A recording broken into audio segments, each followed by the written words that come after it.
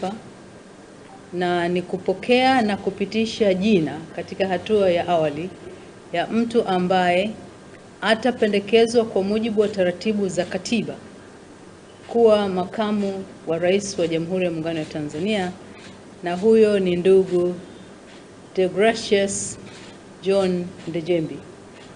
Halmashauri Kuu kwa kauli moja imempitisha mwanachama wetu huyo kuchukua nafasi ya makamu wa rais, na hilo litafanyika baada ya taratibu za kikatiba kukamilika ambazo zinataka jina lake lifikishwe Bunge, na likipitishwa huko, basi kwa mujibu wa katiba yetu taratibu za kumwapisha zitaanza ili akamate nafasi hiyo ya juu kabisa baada ya nafasi ya Mheshimiwa Rais katika taifa letu.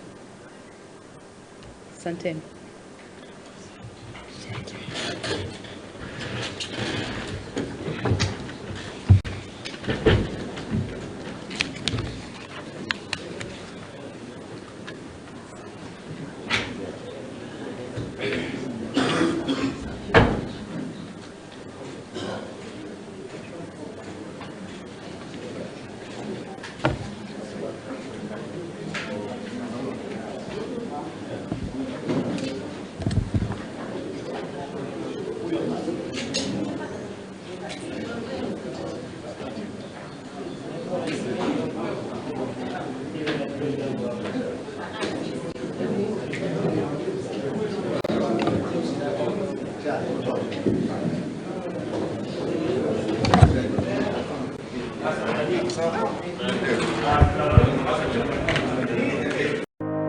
Ili kuwa mwanafamilia bora wa Global TV, usisahau kusubscribe, like, kushare na kucomment.